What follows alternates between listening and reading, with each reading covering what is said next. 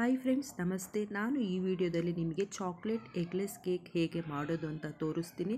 So ನಮ್ಮ ಕೊಲೀಗವರು ದಸರಾ ಸ್ಪೆಷಲಿಗೆ ಅವರಿಗೆ eggless cake ಬೇಕು ಅಂತ ಕೇಳ್ಕೊಂಡಿದ್ದಾರೆ. ಸೊ ಅವರಿಗೆ ನಾನು ಕೇಕ್ ಮಾಡಿಕೊಡ್ತೀನಿ. ನಿಮಗೆ ಈ ವಿಡಿಯೋ ಶೇರ್ ಮಾಡ್ತಾ ಇದ್ದೀನಿ. ಮೊದಲಿಗೆ ತಗೊಳ್ತಾ ಇದ್ದೀನಿ ಮೈದಾ ಹಿಟ್ಟು, cocoa powder, salt, baking soda. ಇದನ್ನು ಚೆನ್ನಾಗಿ ಮಿಕ್ಸ್ ಮಾಡಿಕೊಂಡು ಅದ್ರ ಜೊತೆಯಲ್ಲಿ ಸಕ್ಕರೆ ಸ್ವಲ್ಪ ಅದನ್ನು ಹಾಕಿ ಮಿಕ್ಸ್ ಮಾಡಿ, ನಂತರ ಒಂದು ಸ್ವಲ್ಪ ಬಿಸಿ ನೀರಲ್ಲಿ ಕಾಫಿ ಪೌಡರ್ನ ಮಿಕ್ಸ್ ಮಾಡಿ ಇಟ್ಕೊಂಡು ಅದನ್ನು ಹಾಕ್ತಾಯಿದ್ದೀನಿ.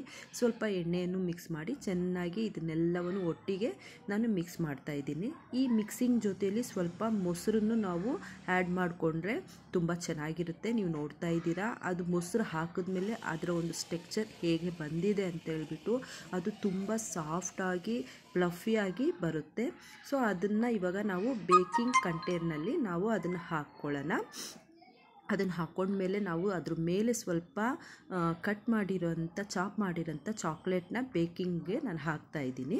ಸೊ ಇವಾಗ ಅದು ಕೇಕ್ ರೆಡಿ ಆಗಿರುವಂಥ ಕೇಕ್ ಮೇಲೆ ಸ್ವಲ್ಪ ಚಾಕ್ಲೇಟ್ ಟ್ರಫಲ್ ತೆಗೆದು ನಾನು ಗಾರ್ನಿಷ್ ಮಾಡ್ತಾಯಿದ್ದೀನಿ. ಚಾಕ್ಲೇಟ್ ಟ್ರಫಲ್ ಹಾಕಿದ್ಮೇಲೆ ಅದ್ರ ಮೇಲೆ ಮತ್ತೆ ನಾವು ಚಾಪ್ ಮಾಡಿರುವಂಥ ಚಾಕ್ಲೇಟ್ನ ಹಾಕಿ ನಾವು ಗಾರ್ನಿಷ್ ಮಾಡ್ತಾಯಿದ್ದೀವಿ.